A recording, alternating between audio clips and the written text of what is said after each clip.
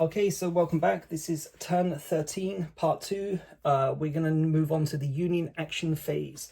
So we're going to resolve actions first for the foremost union counter, starting with attack track A.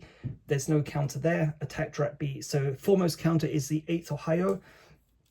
So we're going to roll 1d4. 1 to 4 will be a move. And then we will, if we do roll for a 1d4, we roll 1d6 again to check if there's a charge, because any Union regiment in attack position number 4 may charge. 5 to 6 will be a volley as always. So let's see what we get.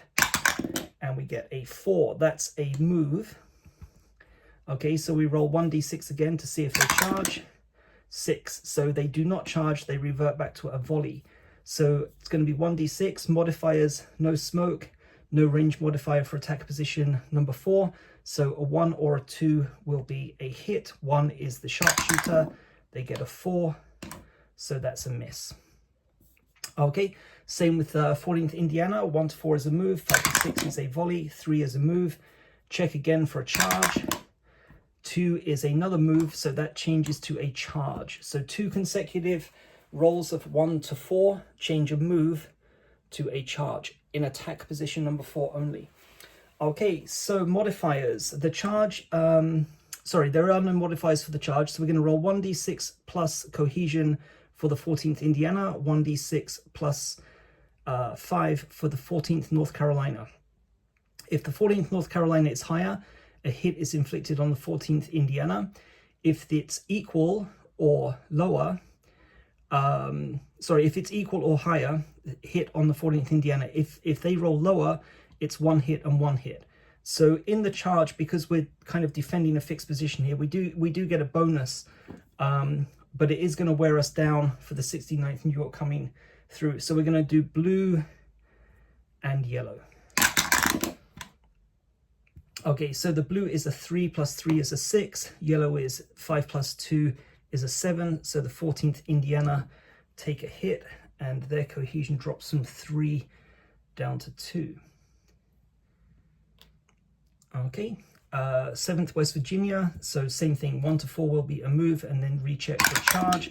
We get a 4, 1 to 4 again will be a charge, 5, so it reverts to a volley. Okay, no modifiers, so 1 or 2 will be a hit, 1 is the sharpshooter, can you see that? We get a 4, so that's a miss. Okay, so we've survived there. Okay, so 130th Pennsylvania automatically resolve crouch and reform. Okay, they're on their flipped side, so they're going to make a cohesion check. 1 will be a success. They get a 5, so they fail. So there's a chance here that the 132nd Pennsylvania is going to come through if we can't there's no ammunition, we're not going to be able to destroy them. So just to remind everyone, in order to secure a draw, I need to destroy 8. I'm playing at the regular difficulty level as far as inflicting losses are concerned. So 8 is a draw, 9 is a minor victory, 10 is a major victory. So at the moment I'm at a loss, even if Bloody Lane isn't occupied.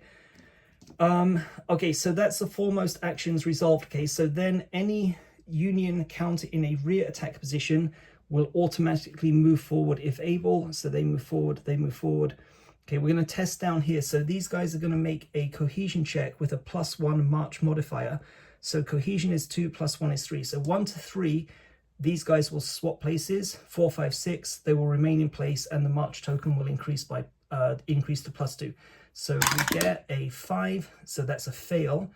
So the 132nd Pennsylvania remain in place, but the next turn they're going to get a +2 bonus. Okay, and then the 29th Massachusetts, they make an automatic move forward. And that concludes the Union action phase. Next is to remove exposed tokens. There are no exposed tokens. Confederate action phase. So as always, I roll 46, assign each die to the column, and then choose one of the actions available. So I get,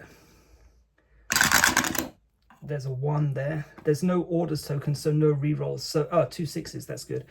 Okay, so let me just explain what's going on. So the 1 is no action available. The 6 is choose any action, and the 4 gives the option of reload or inspire. So let's just take a look at what we're doing here. So these guys can't do anything anyway. There's no ammunition, they can't fire, and they're at maximum cohesion, so there's no inspire to do there. That one's discounted. So what are we looking at doing here?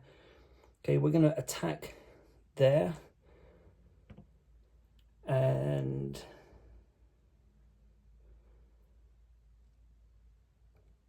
I think, do I want to do a reload or a quick reload?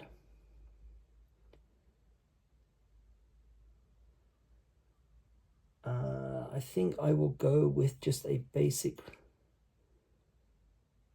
reload. I don't want to mess that up.